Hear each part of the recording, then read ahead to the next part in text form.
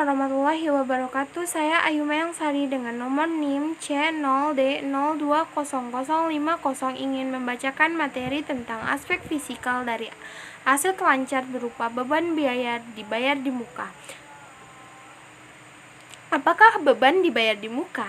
Beban dibayar di muka adalah pos-pos yang pada awalnya dicatat sebagai harta tetapi diharapkan menjadi beban di kemudian hari setelah melampaui kegiatan normal perusahaan.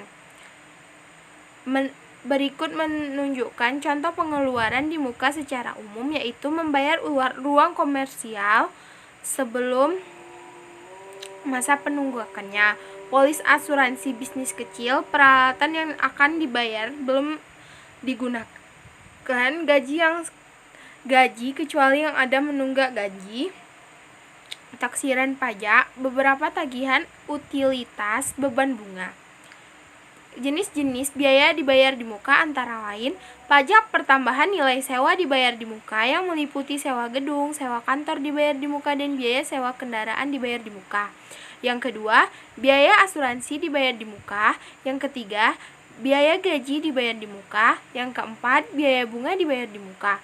5. Pajak penghasilan PPh dibayar di muka meliputi PPh pasal 21, 22, 23, 24, dan 25. PPN dibayar di muka. Pencatatan biaya dibayar di muka. Menurut ilmu akuntansi, pencatatan biaya dibayar di muka dapat dilakukan dengan dua cara, yaitu pendekatan neraca atau pendekatan harta dan pendekatan laba rugi atau pendekatan beban. Jika suatu perusahaan sejak awal melakukan pencatatan biaya dibayar di muka dengan pendekatan laba rugi, maka seharusnya harus konsisten, begitu juga sebaliknya.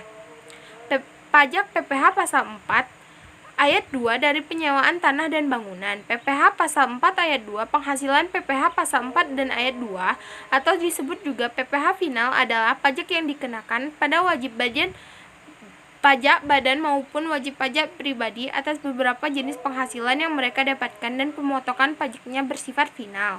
Pengertian PPh pasal 4 ayat 2 PPh final. PPh pasal 4 ayat 2 PPh final adalah PPh penghasilan atas jenis penghasilan tertentu yang bersifat final dan tidak dapat dikreditkan dengan pajak penghasilan terutang. Istilah final di sini berarti bahwa pemotongan pajaknya hanya sekali dalam sebuah masa pajak dengan pertimbangan kemudian kesederhanaan, kepastian pengenaan pajak yang tepat waktu, dan pertimbangan lainnya.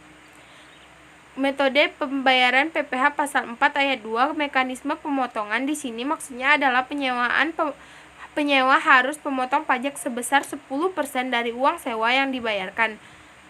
Mekanisme pembayaran sendiri adalah mekanisme di mana pajak final sebesar 10% dari uang sewa dibayarkan sendiri oleh pemilik tanah atau bangunan. Pada mekanisme ini penyewanya bukan pihak-pihak yang disebutkan